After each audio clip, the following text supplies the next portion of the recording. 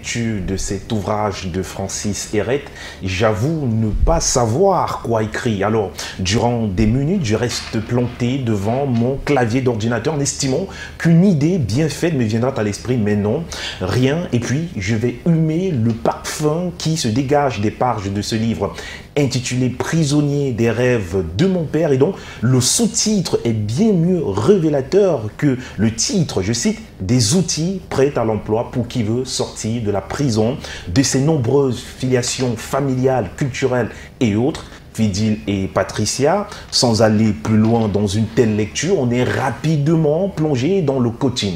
Un cours sur l'estime de soi, une sorte de pédagogie sur le savoir-être et le savoir-vivre, un ensemble de mécanismes inébranlables pour qui veut réussir sa vie et pour qui veut surtout se prendre en main et vaincre le regard des autres, la vie des autres et les décisions que les autres prennent pour nous. Eh bien, vous y êtes. Ce livre est ce qu'il vous faut.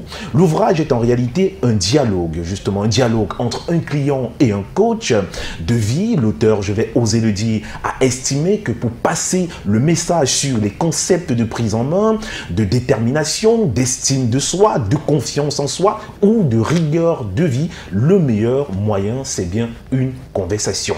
La conversation, parlons-en, puisque le livre nous invite à cela et nous ouvre un éventail de possibilités sur l'homme et sur ses choix de vie, parfois influencés par son milieu et puis être influencé au bas âge par le parent.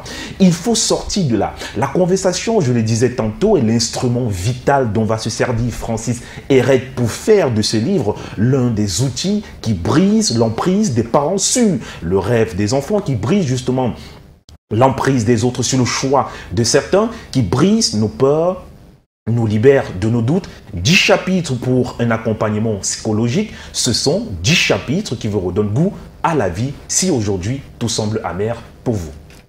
Merci beaucoup pour l'expérience de la vie. On va dire que là, c'est un exercice qui fait cas d'école. Ben effectivement, c'est un véritable exercice qui fait cas d'école. J'aime bien l'expression école de la vie, mais c'est bien plus, voyez-vous Patricia. Le livre Prisonnier des rêves de mon père se subdivise en 2 séquences, disons plutôt 2 temps forts durant la période de lecture qui dure 3 heures à 1 jour, à une journée. C'est un livre vraiment digeste et simple dans le langage. Le premier temps est un récit, une narration d'une histoire qui nous concerne tous et qui met en lumière le danger de faire un emploi qu'on n'aime pas, le danger de faire un métier qu'on n'a pas voulu, le danger de vivre le rêve de ses parents et non le sien, le danger de faire semblant d'apprécier la place qu'on occupe aujourd'hui si on n'a pas été prédisposé à y être. Je parle des briseurs de rêves. En résumé, ayez un rêve et battez-vous pour ce rêve-là.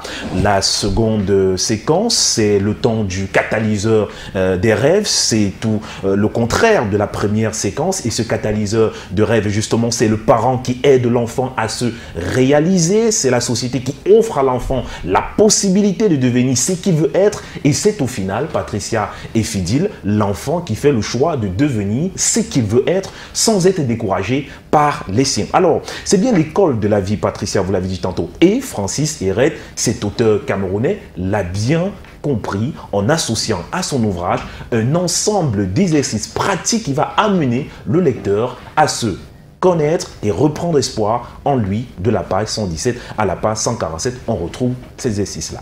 Merci beaucoup Junior Hussein. Le prochain passage, c'est vendredi prochain pour une autre édition de la revue littéraire dans Canal Matin.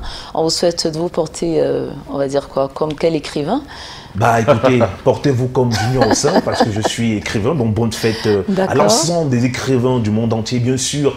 Je souhaite également une très bonne fête au ministre de la Santé publique du Cameroun, Manaouda Malachi. Oui, cet ouvrage, je vous le recommande pour ce week-end. Solidarité internationale et devoir de paix. C'est donc notre ministre à qui je souhaite très bonne fête du livre en cette année. Merci beaucoup.